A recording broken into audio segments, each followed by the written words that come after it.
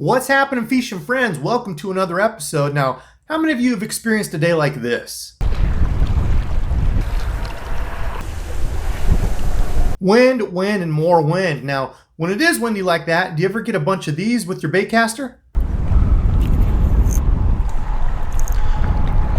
Let's hope I can get this out now. Well, if you get a lot of backlashes like that while you're casting into the wind, you're in luck, because today I'm going to go over my 7 tips, things that I've learned along the way that have helped me cast into the wind with my baitcaster on those rough, windy days. Now, especially for you folks who are newer with a baitcaster, make sure you watch till the very end. I've got a couple little bonus tips. Okay, so tip number 1, that's going to be making the correct adjustments to your baitcaster. Now, the thing about baitcasters is they're different. You know, some may just have magnetic brakes like this old guy here. You can see in there nothing too crazy, just a magnet. Others, like this reel over here, have the centrifugal brakes. You can see those there, and as you cast it, throw those out. Instead of the magnet, it's got those. Or you might have a baitcaster like this that happens to have both the magnetic and the internal centrifugal brakes. Be cautious, because the more that you turn the brakes up on the baitcaster, you're going to lose casting distance. So you don't want to go overboard and tighten all the brakes up and tighten the spool tension all up, because you're not going to be able to cast very far, and you're probably going to really try to huck it and wing it out there as hard as you can. That's probably not going to end well. This brake right here is the most important one that you have, the thumb. Thumb control on that spool is the most important thing, especially for you new folks out there, getting used to that, feeling that instead of just casting it and taking your thumb off and hoping that everything goes well. Keep that thumb in contact with the spool. Now, if you're noticing the backlash that happens right away, you probably just need to turn up your brakes. You know, if your spool tension set so your lure falls extremely slow, or it might not even drop, you know, it's just on the edge, you shake it a little bit and it drops, more than likely you probably just need to turn your brakes up.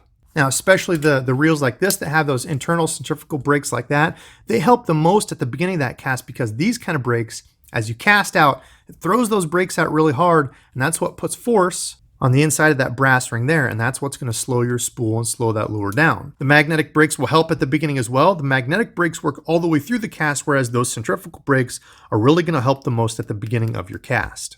Now, if you notice that you're backlashing at the end of the cast, you probably just need to turn up your spool tension. So this knob here, the cast control knob or the spool tension knob, you probably just need to turn that up or tighten it. The tighter you make your spool tension, it's going to push that in, it's going to put friction on that spool pin that's sticking out here, and it's going to slow that spool down quicker. Now, if you're getting that backlash right as it's hitting the water, I know for some newer people that can kind of be something to get used to, but just make sure you're thumbing that spool right before it hits the water. Don't let it hit the water first and then try to time it. Just hit a split second before it hits the water, and you won't have to worry about those, last minute. Now, last are the backlashes in middle. You know, if the cast goes well at the beginning, and most of the casts are going well at the end, but some of them kind of in the middle fluff up and go crazy, that's a lot of times just some thumb control. As you cast that out, and the beginning of the cast feels well, your thumb's off it, but you notice in the middle it's starting to go wild and starting to throw the rings out just like that.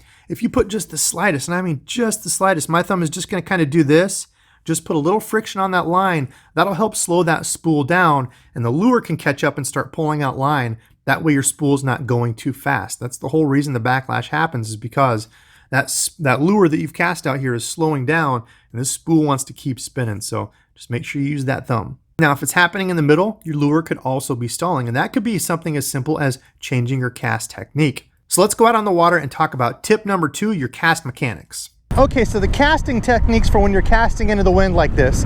Number 1, don't do any of those big, huge overhead lobbing casts.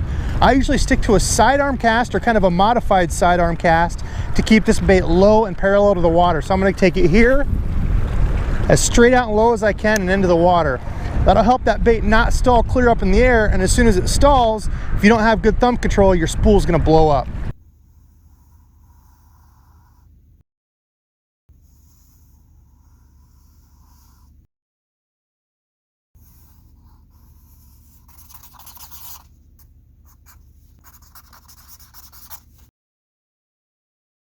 Okay, so after you've got those mechanics down and you're working on keeping that lure low and parallel to the water, let's say, sometimes it works, sometimes it doesn't. You're like, I feel like I'm keeping it low, just sometimes when I cast, I don't feel like it's consistent. That's going to take me to tip number 3, and that's to try to use a little bit softer rod. Now, I know a lot of newer folks kind of get confused when they walk down the rod aisle. There's a ton of things to choose from, and they just pick one. Maybe the person in the shop says, well, hey, this is a good rod and reel combo here, pick this up. What if that happens to be a pretty stiff, medium, heavy, say something rated for lures up to 1 1/4 ounces? for a new person, that can be kind of heavy, especially if you're throwing lighter lures. You tie on a 1/4 ounce lipless crankbait. And what that means for a lot of newer people that I see, when you're using a stiff rod like that, especially if you're trying to throw a lighter lure, you're probably lobbing that lure more. You can't, on that back cast, get that rod to bend backwards and then throw it forward. A lot of that's what's going to give you your casting power. The ease of casting is how well that rod loads that lure. Using a light lure on a heavy rod, it's not going to load very well. You're generally going to lob that out there. So try going down to that lighter power rod. Let's say you have a medium that's a little bit more bendy. Some of those rods that almost feel a little bit more whippy, especially if you're trying to use a lighter lure on those windy days. A whippier, bendier, softer rod is going to help you. Because for a lot of newer people, it seems like it would make more sense. If it's windier, I just have to cast harder. I have to really load up with both hands and throw it out there as hard as I can. Oftentimes, boom, that's a backlash. So dropping down to that lighter power rod, something that's softer and it loads a little bit easier, you don't have to cast with as much power. On that back cast, the rod and the lure are doing all the work. You just have to control that spool with your thumb. All right, so moving on to tip number 4, also dealing with gear. Okay, now as I'm reeling this in, let's talk about line choice. You can see on here, this kind of looks blue. This is a monofilament. So a soft monofilament is pretty forgiving. You can usually cast it into the wind pretty well, as opposed to if I were using, real stiff 20-pound fluorocarbon. It's got a lot of memory, and even with just a little bit of wind, a little bit of stalling of that bait, that spool's gonna wanna fluff up and backlash. So for a lot of beginners out there, I would recommend a soft monofilament. This is 14-pound Trilene XL, the Trilene in the red box. Pretty soft, pretty forgiving, pretty cheap. So, in case you get a backlash, not a huge, day killer. You can always re-spool it if you need to, but a soft monofilament will help. Now, you can even go a step up and go to braid. Braid has no memory. It's like a limp string, so you don't have to worry about that wanting to come off the spool when you're not doing anything with it. It's molded the shape of the spool and it just lays there. Braided line also casts extremely well, so it can be a headache if you do get a backlash because it can knot up and it can dig down into the spool. So it can be a headache, but as far as casting braid, when you ask most people that have used, mono and fluoro, they switch over to braid and they're like, wow, it casts so easy, it just pulls off the reel. Okay, tip number 5 is a 2-parter. This is both dealing with lures. The size and weight of your lure, and number 2 is the type and shape of that lure. Let's go out to the field and talk about those. Okay, so let's talk about lure weight when you're casting into the wind. This is a little 1/4 ounce lipless. Now, if I was having trouble with this, instead of struggling with this 1/4 ounce, I could flip this over to a 1/2 ounce and cast it a lot easier. Number 1, it casts better because it's heavier. So I'm casting here. With a 1/2 ounce, that's gonna go out a lot easier than a little 1/4 ounce like that. Now, the thing you have to remember when you go up in lure weight though, if I go up to a 1/2 ounce, it's gonna sink a little bit quicker. So if I'm fishing kind of shallow, I might need to reel just a little bit quicker or keep my rod tip up to keep that lure up and over the rocks or whatever kind of cover you're coming over. The lower you keep your rod tip, the lower that lure is gonna run in the water column. If I keep that up, it's gonna help keep it up so you can tick and tap off those rocks and wood, whatever you're going over. So if you throw on that heavier bait, just remember that. Reel a little quicker, keep the rod tip up if you keep getting snagged. Okay, so here's another thing to keep in mind. Think about how aerodynamic the lure is that you're using. So throwing a lipless like that, a lipless is pretty easy to throw on a really windy day like this because it's pretty aerodynamic. Now, if you switch over to something like this, a spinnerbait, it's got some bulk there with the trailer, it's got the blades, that's quite a bit of bulk. So you'll see when I throw this out there, see how the wind kind of catches a little bit? If you're throwing a bigger spinnerbait with really big, long blades on it, if you throw that up in a high arcing cast, there's a good chance that the wind's gonna grab all that. That's a bad day for you because that's probably gonna end up in a backlash. So again, the things that are gonna help with that are keeping that bait lower to the water. So if I'm throwing a spinnerbait like this, I'm gonna use that roll cast or that sidearm cast to keep it as parallel as I can like that with a lot of momentum. I don't wanna lob it out there.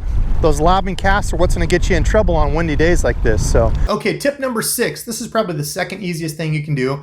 That's just switch over to a spinning reel. I know some people are completely against it. Personally, I think a baitcaster is more comfortable to fish, but I definitely have spinning reels and they have their place in my arsenal, especially when I'm trying to throw real light stuff or on a real windy day, I'll switch over to a spinning reel just because it's easier. Now, it's not without all of its flaws. You've heard people talk about wind knots, right? If you get too much line coming off that spinning reel, has a chance to knot up and kind of spin and such. So it's not without its own faults. Also, if you're doing techniques that are not cast and retrieve on a spinning reel, let's say I'm working a Senko, I throw it out there on a spinning reel and I pop it and I have a lot of loose line. If I'm not watching and it's windy, that can get caught up in the spinning reel too. So you have to be mindful of those. You can still have issues with spinning reels, but you don't have to worry about a backlash at least. Now we're gonna go back out onto the water to talk about tip number 7, and that's using the wind to your advantage. Okay, as a last ditch effort, let's say you're casting into the wind, it's still backlashing. What do? Well, you can take the easier road out, put the wind to your back, and cast with it. As you can see, that sends that lure way out there. So if you're really struggling, you can position yourself to cast with the wind to your back pushing into you. That'll help carry that bait out farther, and you're not trying to cast into it struggling. Now, that can kind of be at a disadvantage because oftentimes the wind blown bank with the wind blowing in your face, oftentimes those are the best places to fish on those windy days. But let's hope I can get this out now. That was a bad one. I might have done that one too well. I just kind of threw it and let it go. Might not have been the best idea.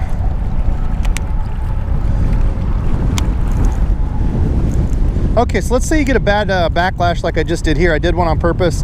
This is a rough one. As you can see there's a number of spots here where it's sticking.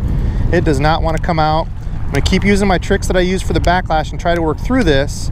Now, one thing I want to talk about is when you're picking a backlash out like this, you can see I got that free. Use the wind to your advantage. This is a good tip that Rand Dizzle brought up. Because you can see I'm pulling my line out here, and instead of letting it all ball up at my feet, or not up just like that, instead of letting it all ball up at my feet, I'm using the wind to my advantage here, and you can see the wind's carrying my line out. So instead of letting it all ball up here at my feet and start knotting up, I'm letting the wind take it out. Here in just a little bit, it'll probably get out far enough where it starts to hit the water. That water and the wind's going to take it out and keep that line nice and straight, which is an advantage to me because oftentimes you get a backlash like this, you know, you get it all picked out and you're like, oh great, I got it. That's a huge victory. Then you go to reel it in and you get a whole bunch of knots in the line and everything. There you go. So as you can see, the line's clear out there. The wind took it. It's just kind of gently floating in the water there, waiting for me to reel it in. So now I'm just going to kind of hold it here. I don't hold it super tight, but just hold it kind of taut in the middle of my rod there. Look at that. Look at that line come up.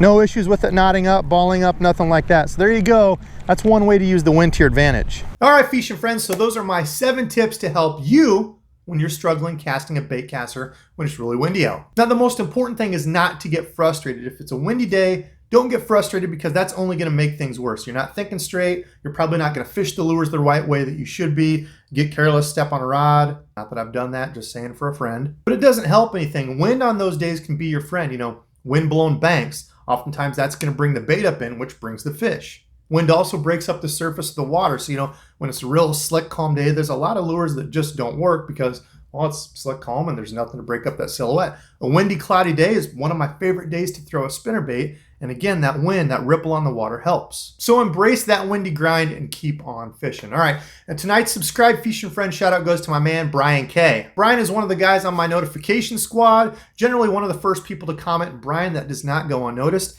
Thank you very much for watching my videos so promptly. I appreciate it, and always being somebody that comments down below. That helps me, that helps the channel, and I just appreciate it. I appreciate that people take time out of their day to watch my videos and leave a comment. So for everybody else, if you don't want to miss any of my videos and you haven't already, hit that little bell icon down below the video. Once you hit that, you will be notified anytime I have a video come out. So you can be part of that notification squad and be one of those people that says, hey, first view. Well, I appreciate you first viewers. And I appreciate everybody else that watches this video and all my others. It does truly mean a lot to me.